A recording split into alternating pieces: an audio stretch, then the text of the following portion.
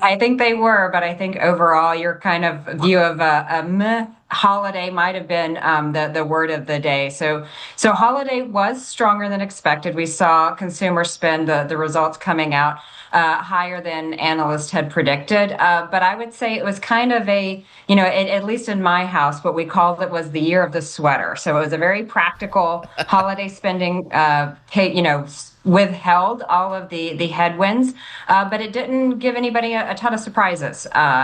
Things were very practical. The smart consumer kind of played out. What Ours about was ours was socks this year. socks? I Yeah, I mean, was going how to say bad is socks. that? Or you know what? SNL had a great skit. They always do it. It's an old skit, but they did it where the mom gets a robe every year, but everybody else in the family gets like really cool gifts, and she's like, "Okay, I have another robe." So I feel you on the sweater robe sock thing. But what about gift cards? Remember when they were sort of all the rage? People were going out and buying gift cards because they didn't know what else to do.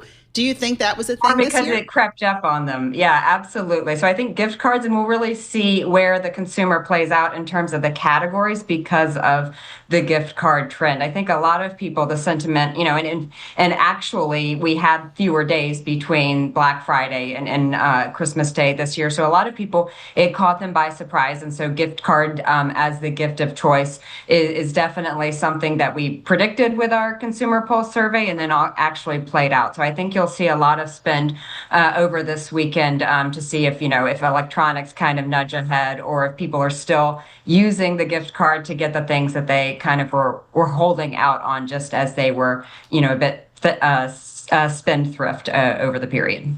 Alexis, you know that Julia is a big time consultant because right behind her is a whiteboard. And whenever a whiteboard is brought out in a meeting I'm in, I get up and I leave. Thank you very much. I'm a Yeah, it's transactional. actually a painting, but yeah, I can get the whiteboard's on the other side of the room. There There you there go. is a whiteboard and lots of business books as That's well. how they do it. That's how the consultants think. They're big time out of the box.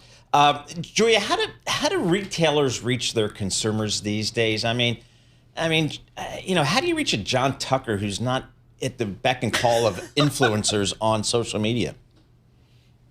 So, the new retail strategy is definitely being where the consumer is. So, omni-channel demand is kind of the thing, and finding them whether you do like to see it in your feed. So, the traditional social media outlets of Facebook, Instagram, et cetera, are not gone.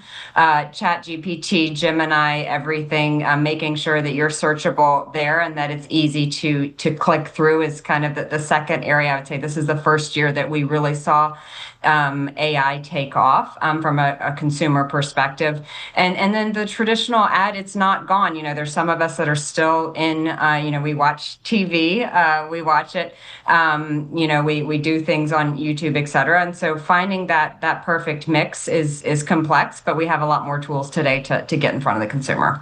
All right, who here is doing dry January? Dry January being that you don't drink for the month of Oh, January. please. John's like, Or Out a of your light. mind? I've heard, sprinkle January is another thing. Our consumer survey said about 1 in 3 Americans are participating in dry January. It's for health reasons is the number one reason, but the second reason is to spend less money. So I think if we aren't knocked over the head with the thing of the frugal consumer, we're continuing to see that even as we head into dry January.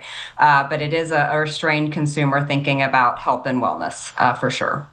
AI has kind of seeped into all aspects of our lives, all aspects of the economy. How are consumers using AI in their purchasing? I have to tell you, as a last minute shopper, AI does not bring the package to your door. So that's one thing that we could maybe look for in the future. If you're buying in the last 10 hours of the holiday shopping spree, then you do need to go in a store and physically pick it up. But I think AI is helpful.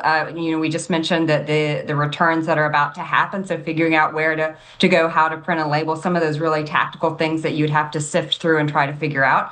AI is helping the consumer on that side. But from the retailer's perspective, we can't forget just how important it is for them to use it to drive productivity and enhance personalization. So at KPMG, we talk about the front, middle, and back office. AI is really helping us do some of those things of, the chats to when a consumer has a question about how to put together a toy or where to return. Chatbots are one of the first places to leverage AI.